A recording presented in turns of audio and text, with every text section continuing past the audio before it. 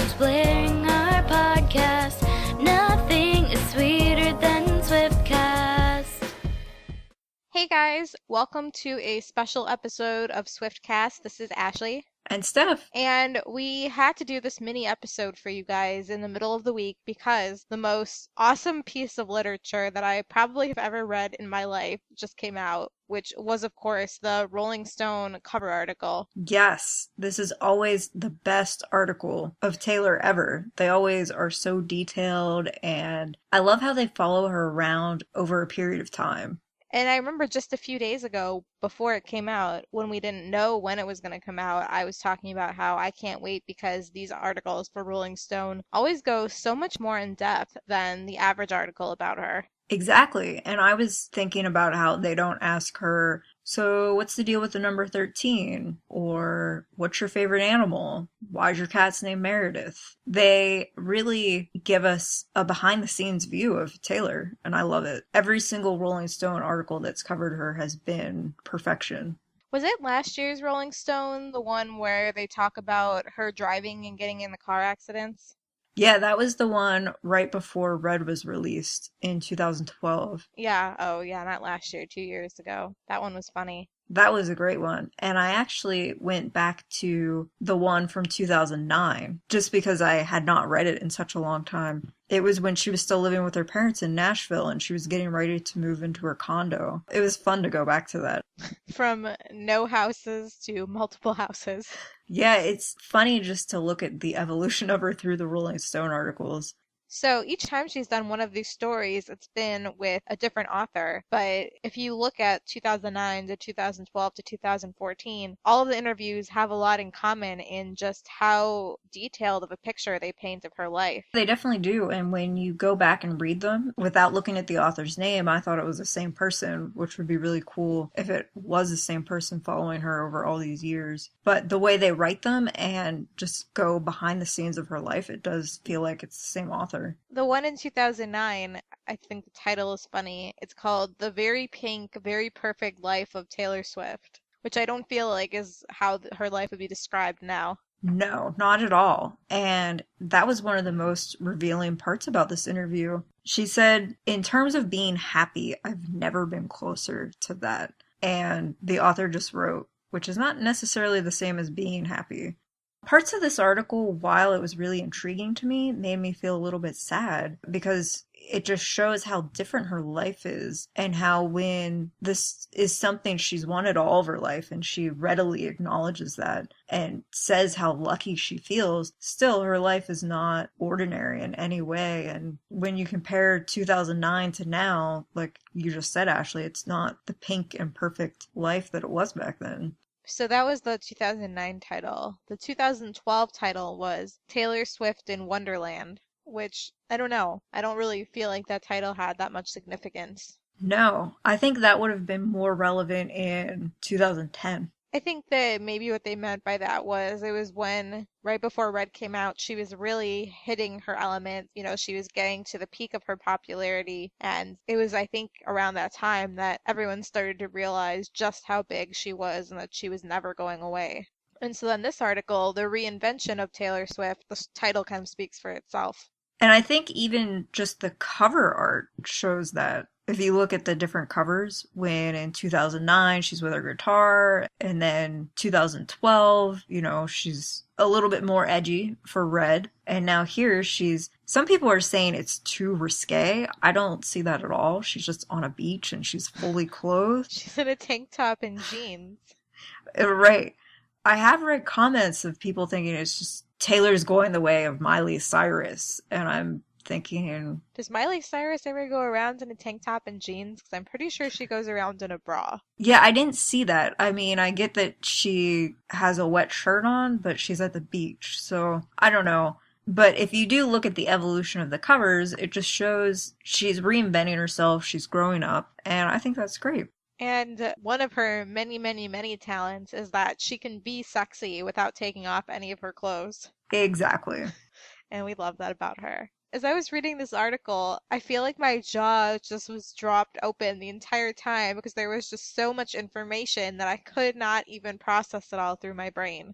I've already read this article several times because the first time I felt exactly like that. And I felt like my eyes were going faster than my mind because I wanted to just gobble all of this information up as quickly as possible. Yeah. Because there was a ton of information that we learned, not just about Taylor's life, but about 1989, her genre shift, and just really anything and everything seemed to be covered in this article. They start off shadowing her on the set of the Shake It Off music video and talk a lot about what a top secret operation it was, which we already heard a lot about how top secret it was from our special edition episode a couple of weeks ago when we talked to Shelby, one of the fans who was in the video. But the way that this is described, it really sounds like it's a covert government operation.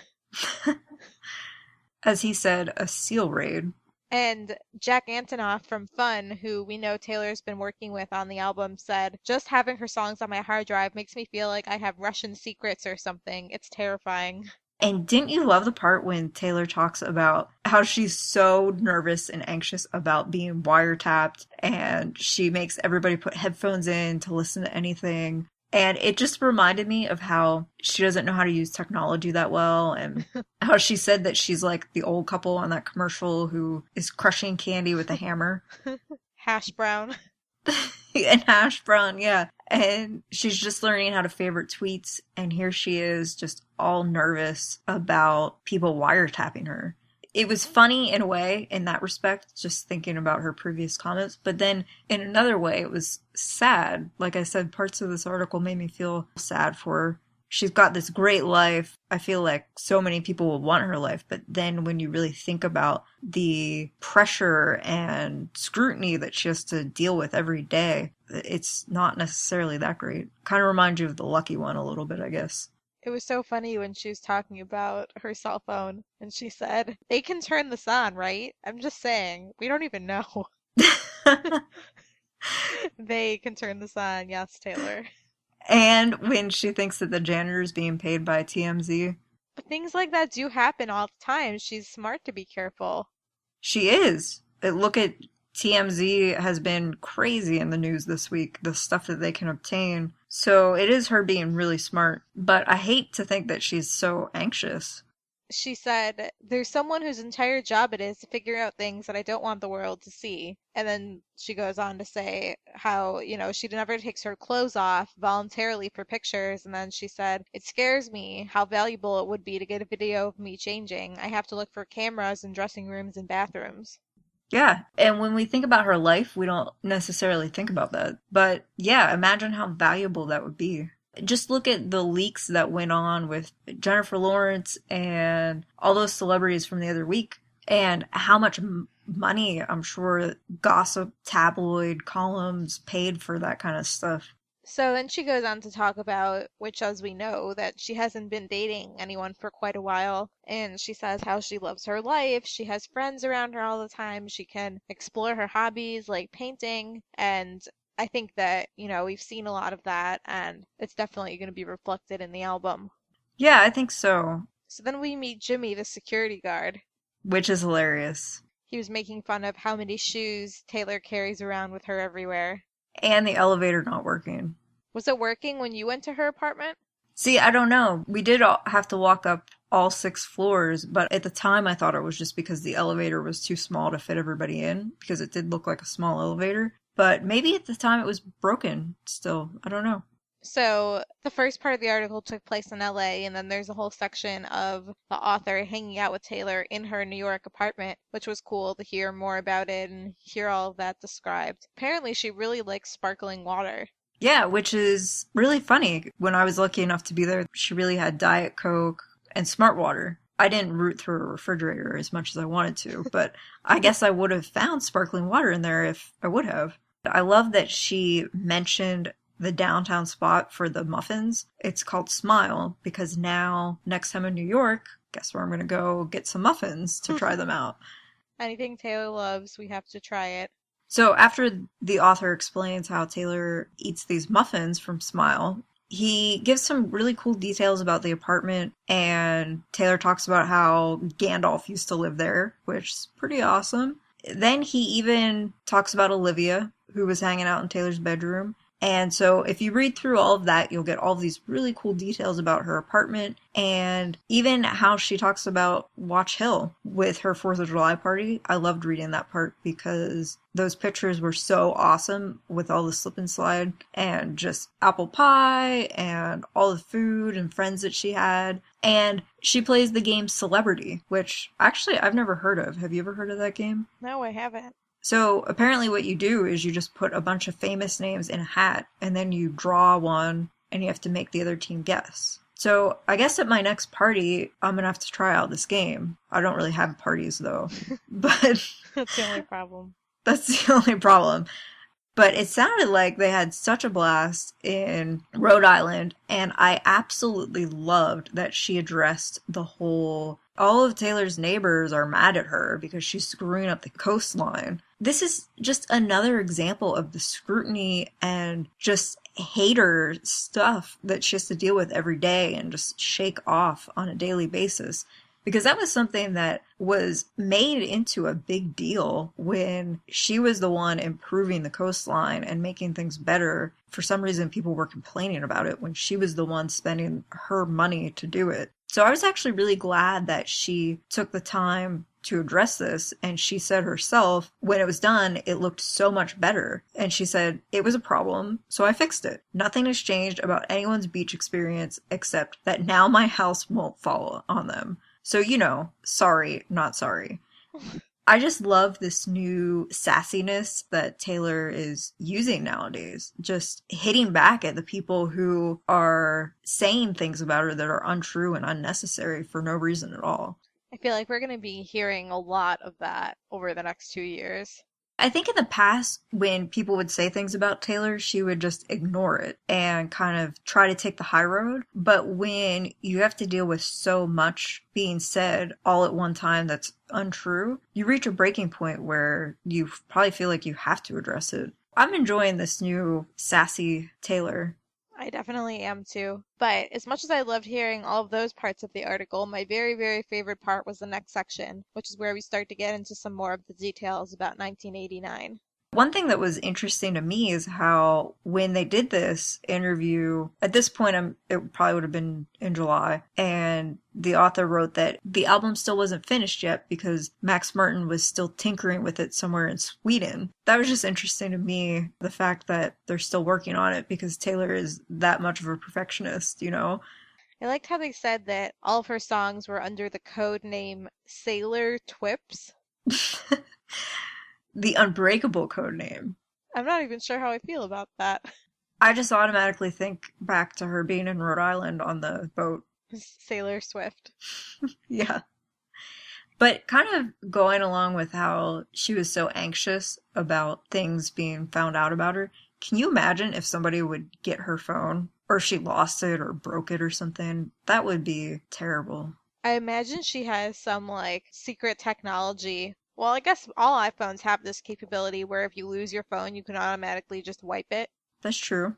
And hopefully she learned from those other celebrities and isn't backing things up on the iCloud and has them somewhere more secure. I think she's smart enough not to do that. But she must have that phone glued to her hand at all times when it is with her. Did you see her phone when you were over at her apartment? No, I didn't. But when I saw Ed Sheeran at the Hammerstein Ballroom back in June, I actually did get a video of her dancing and you could see her phone with all the cat stickers on it. So that was pretty cool. And she apparently still has all those cat stickers on them. I wonder if she like has multiple phones and like when she goes out, she only takes the one that like doesn't have anything secret saved on it or something. I wouldn't be surprised. Yeah, you know, that would make sense. She has like the one that she records voice memos into when she's at home, and then the other one that just has numbers stored on them. I remember when people saw the phone, people were saying, she doesn't even have a case on that thing. Because if you're Taylor Swift and you drop your phone, you can just go buy another one. But yeah, she might have multiple phones, one specifically for voice memos and things like that. One of my favorite quotes of this whole article, though, is when Taylor was talking about going to pop. And we've talked a lot about this on the past few episodes, so go back and listen to them if you want to hear our opinions about this new shift. But for me, really, she summed it up in one line, one quote that makes perfect sense. And here's the quote. She said, "But at a certain point, if you chase two rabbits, you lose them both." I think that's kind of what we've all been thinking for a while now. It's hard to try to dominate two genres. You're not going to be able to do that. When you can't dominate one, you're not going to dominate the other, and then you just end up losing out on both. So for me, this really made it clear why she's making the move. That quote really just sums it all up. But I was kind of surprised that when she first turned in the record to Scott Borchetta, he asked her, "Can you please just give me 3 country songs?" And she said no. I loved that. The sassiness there.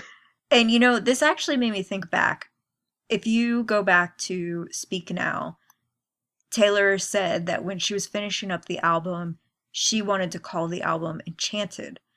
And Scott gave her a lot of pushback and said, "No, you can't call this Enchanted. You have to get away from the fairy tales and princesses. You need to find something else to work with." And that's how the album became Speak Now. So then, when she's working on Red, she turns in Red, and Scott says, "No, we need more." And he hooked her up with Max Martin, and that's when Red kind of made a shift, and she started working with Max Martin more. Now here, she's the one giving him pushback, and she turns it in, and he's saying, "Oh, this is amazing, best thing ever. Just give me some more country songs." And she says, "Nope." So it's interesting to see how the relationship has evolved. And I love that Big Machine and Scott lets her do what she wants to do. Any other record label, even though you're Taylor Swift, might not be that nice about it. Because they're the record label.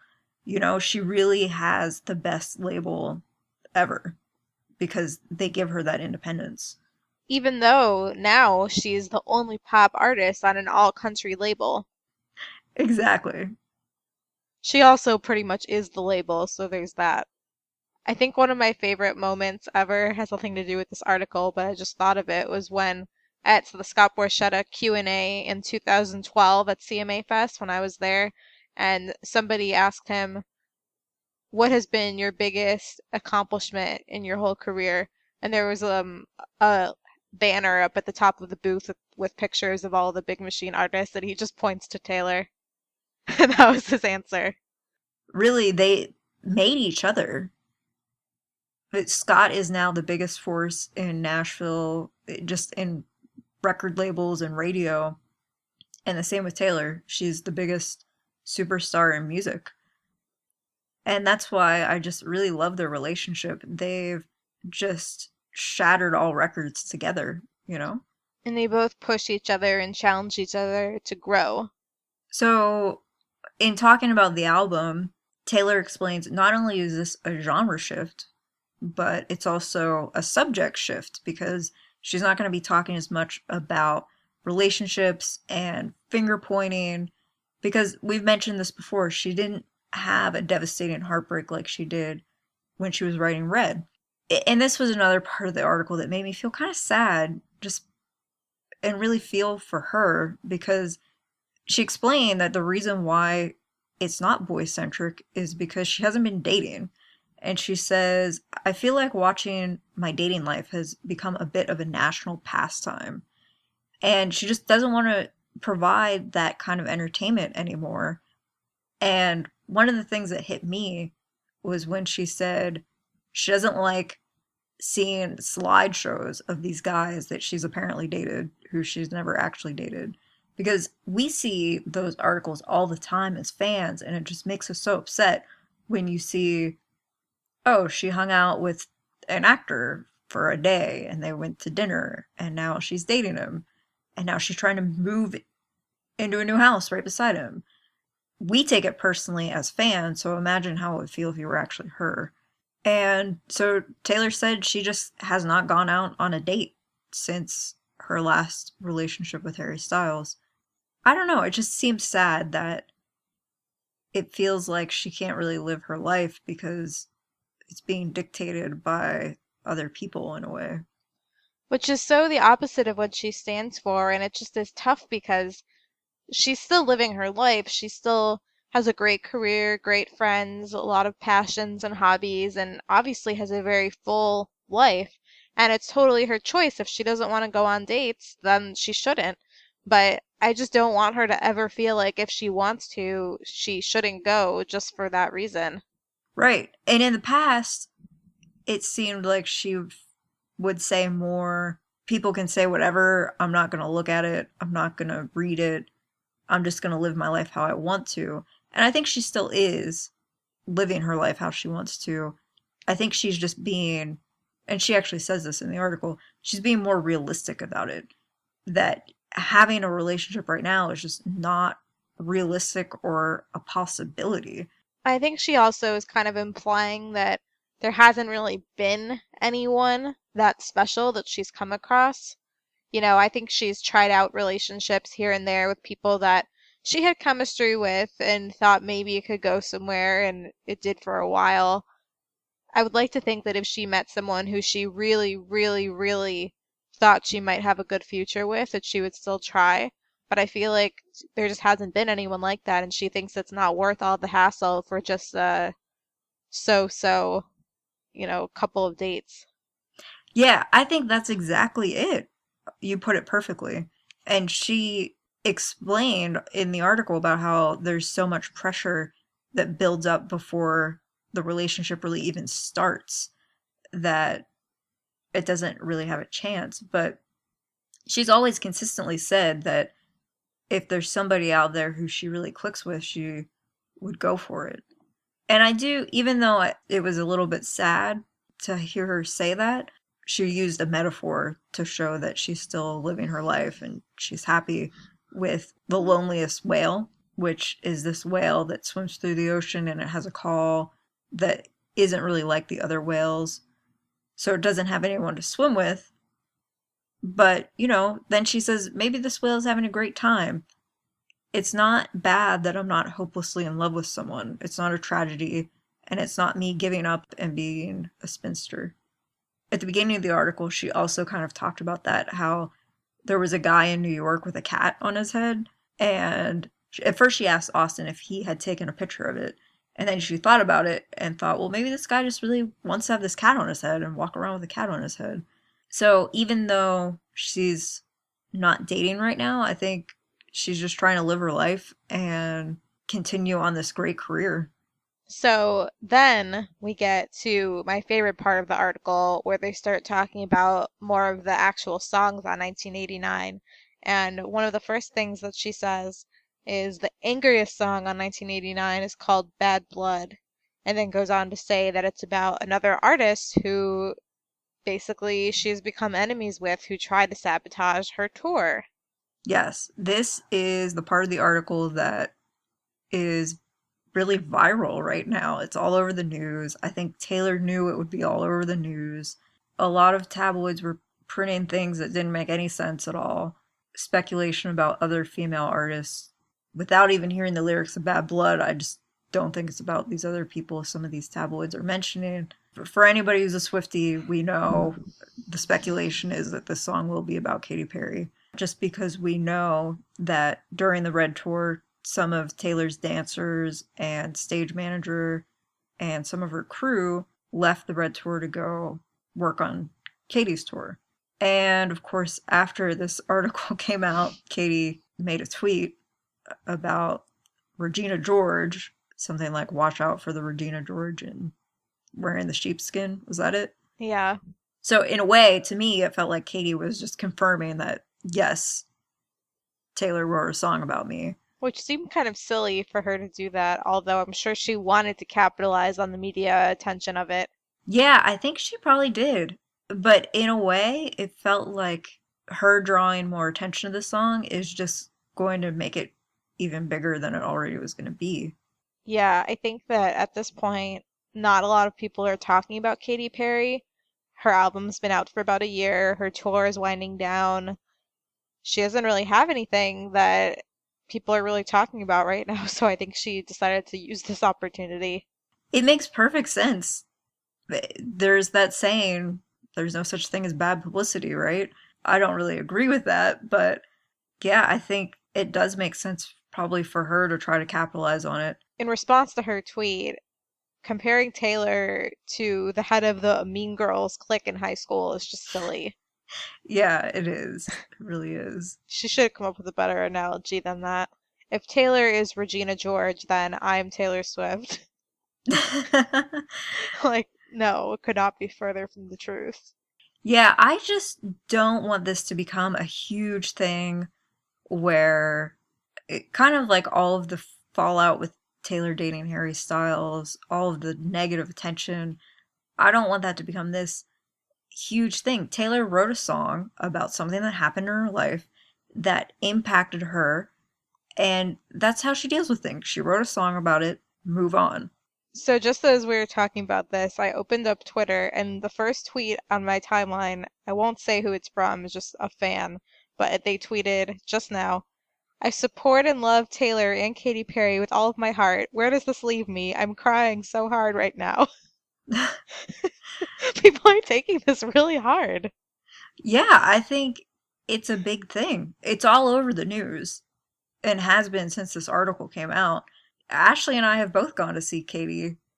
In my opinion, Katy's nothing comparable to Taylor as a performer, as just in terms of her songs, just pretty much everything. But I do have some of her songs on my iPod. I work out to them. I think she's pretty. I know that she and Taylor used to hang out, and I thought that was cool. She put on a good show, despite that her songs and performance quality might not be as good as Taylor's. The show itself was very strong. Yeah, I'm not about taking sides, and I don't think as Swifties people should do that and hate on Katy. I think clearly this is something that's hurt Taylor, and so she wrote a song about it, and we'll get to hear it when 1989 comes out and take it for what it is. And who knows, maybe they'll patch things up at some point. But it was interesting to me how Taylor said, without revealing the name, said this is a female artist who would come up to me at award shows and say something. I guess Taylor couldn't really tell if they were actually friends or if she was actually just being insulted. And then, of course, the other reason why people link this to Katy is because Taylor mentioned there could have been a personal element to the conflict. And because Taylor was linked to John Mayer, and then Katy Perry dated him after that. That's another reason why people are pointing to Katy Perry. The bottom line is that Taylor does not and has never gone around looking for conflict with people, guys or whoever, just so she can have songs. She writes songs about the things that affect her really deeply. So for her to have chosen to write a song about this, she was obviously very hurt. Yeah, this was in the middle of the tour. Taylor had just invited all of the dancers to her house in Rhode Island for the 4th of July. And like it or not, these dancers were under a contract with Taylor. And so obviously we're a Taylor Swift podcast. If we do have to pick sides, we're going to pick Taylor's side. But the fact of the matter is, when you're under a contract and then you just up and leave, there's a problem with that. And if I were Taylor, I would want to write a song about it too. Well, I'm very excited to hear it. I'm sure that, as she said, even though people are ignoring this, it's not about who the song is about, it's about the message, which people can apply to situations in their own life. Right. I think the reason why I'm excited for this song is because it's something everybody will be able to relate to. Whether it's a romantic relationship or a friendship, we've all had people turn out to be something that we didn't actually realize they were. So I think everybody's going to be able to relate to this song. It'll be interesting to see if it's released as a single. And I'm also interested to see whether there are any co-writers on this song. And if there are, whether they would be somebody like Max Martin or Shellback. And both of them have written songs for Katy Perry, which is why I'm interested to see how that works out. All right, then we get to the relationship songs. Which some people thought that there might not be any of, and I thought there would be a few. I'm glad that there are, because I know that Taylor is doing something different, but I feel like those songs are so important, and those songs are what get me through my relationships, and I need something for the next 2 years. Exactly, yeah. So there is I Wish You Would about an ex who bought a house 2 blocks from hers. The article says she implies it was Harry Styles. Which I didn't know anything about that. I did some research after I read this, and I read something about Harry Styles buying a house in LA that maybe was going to be near Taylor's. I don't know if he actually bought it. The only thing I could remember was when she was looking at houses in London, and everybody made a big deal about that, how she was trying to get close to Harry. It never ended up happening. So this was a little weird for me. I wasn't entirely sure about the house situation. Then there's All You Had to Do Was Stay, which she says was about a guy who was never willing to commit. Basically, all these songs have to be about Harry Styles because there's no one else she's dated.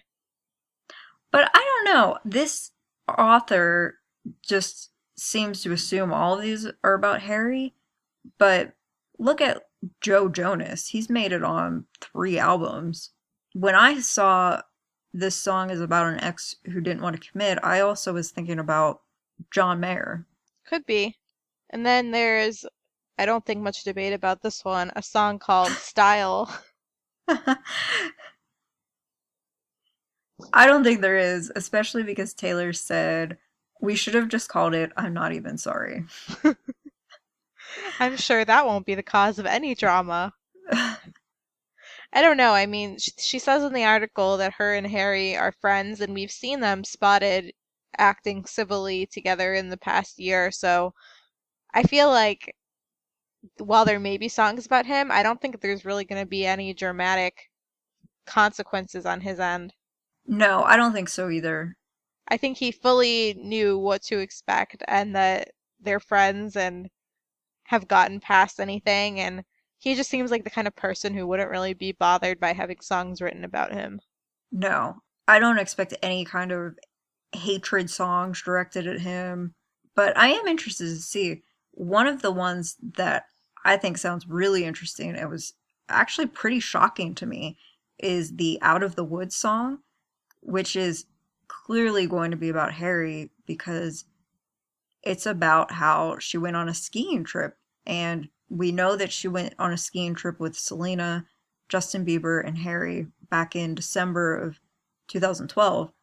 But what was shocking to me was this lyric, remember when you hit the brakes too soon, 20 stitches in a hospital room. And apparently this song was inspired by a snowmobile ride with, I'm assuming, Harry. They both had to go to the ER. I was shocked by this because I didn't know anything about it. And she says that at the time she asked him and whoever else was around them to please not tell anybody. And obviously they listened because we never had any idea.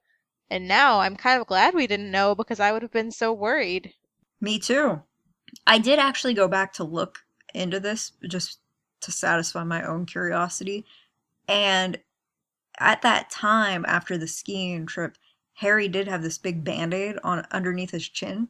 And people who were fans of One Direction said that he was in a snowmobile accident and somehow hurt his chin.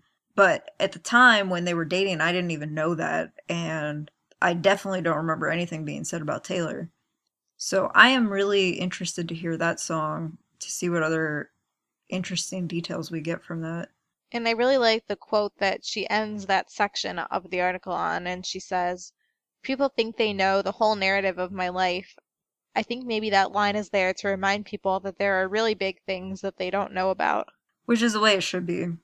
It's so crazy because honestly, of course she's entitled to her privacy, but before I read this, if you would have told me there was any chance that she had some major life-threatening accident that we didn't know about, I would have said that's not possible.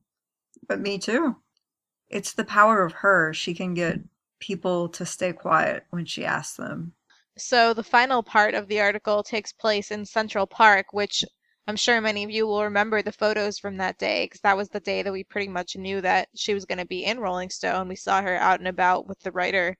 And this was also the day when a fan decided to row her boat up to Taylor in the Central Park gazebo.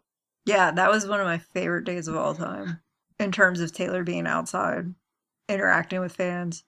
So Taylor's doing this interview, and the interviewer is describing it. The girl rows up, they take a picture, she says it's her birthday. Taylor asks what she's doing. She says going to Chipotle, and then Taylor gives her $90.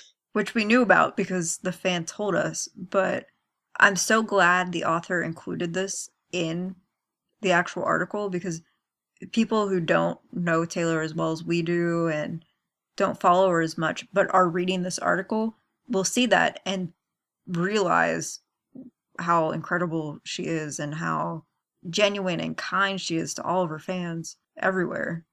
Then they tell us that one of her bodyguards named Jeff is a former Marine Corps anti-terrorism specialist. That was interesting.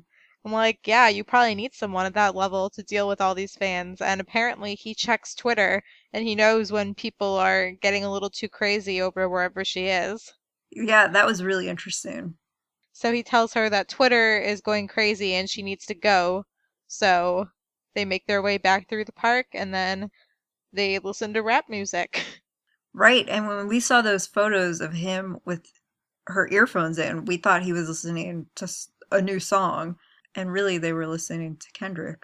Like we said in the beginning, this was so much information that it was necessary to read it several times, and I will probably read it several more times. Definitely go read it at rollingstone.com and then read it again. And then on September 25th, go pick it up on newsstands and get a hard copy or multiple copies. Yeah, and I think even though the issue date says September 25th, a lot of fans already actually have a copy. So go check your store, Barnes & Noble, grocery store, whatever. I think I read somewhere it might be on the stands by Friday, September 12th. So check it out. Oh, I'm going to buy so many copies. I love this article. And the author of this article got so much information for the article that he actually did a separate thing. It's called 22 Things You Learn Hanging Out with Taylor Swift. This had so many interesting things in it as well. For instance, she talked about how Scott met Andrea. He invited her to a big hoedown, and I guess that's where they just fell in love. And I thought that was really cool. We never actually heard how they met each other. One of my favorites was how she had to work really hard to learn how to do the splits. I know. Especially because we just were able to see the Shake It Off outtake of her doing the split. And she makes it look effortless. But a really exciting thing about this 22 Things You Learn from Hanging Out with Taylor Swift is we get to hear more song titles from 1989. We know that one of the bonus tracks on 1989 will be co-written with guitarist from Fun, Jack Antonoff. And the song is called You Are Love. And this song was actually written for Lena Dunham. And we all know her boyfriend is Jack Antonoff. And so Jack says it has a kind of Secret Garden Springsteen vibe. I don't even know what that means. Bruce Springsteen, I think, has a song called Secret Garden. Oh, that would make more sense. But I actually can't remember what that song sounds like or the lyrics or anything. But I think it was a pretty popular song back in the day. Lena, though, in talking about this song, said that if she and Jack ever get married, Taylor will be playing this song at the wedding. So that's really cool. I'm imagining that this song will be played at weddings all over the place, but I don't know. It should be pretty epic, I think. And maybe it'll be the new Everything Has Changed. Yeah, we don't know if it's actually a duet or if it's just a co-write. That was one thing that we still don't know. The article also mentions how Taylor pulled up a song that she co-wrote with Ryan Tedder, but again, we don't know if that's a duet or just a co-write. So if you have not read these articles, go check them out. And just a recap of the confirmed tracks that we now have for 1989. We'll just give you the list. We have Shake It Off. Go buy it if you haven't already. Out of the Woods, Style, Bad Blood, Wildest Dreams, All You Had to Do Was Stay, I Wish You Would, I Know Places, and You Are Love. So we got so much information out of this Rolling Stone article. I think it was the greatest thing ever. I wish she did this interviews with them every single year instead of every other year. Me too. They're always the best. And I cannot wait to go buy a copy. Well, we hope you guys enjoy this special episode of Swiftcast. And tune in for episode 70, where we're joined with our special guests, Tim and Carson from I Heard That Was Good podcast. So we will see you then. Bye, guys. Peace out, Swift Scouts. Thank you for listening to this episode of Swiftcast. Visit us on the web at theswiftcast.com. The theme song for Swiftcast was written and performed by Sydney and Chuck. Swiftcast is not directly affiliated with Taylor Swift, Big Machine Label Group, or 13 Management.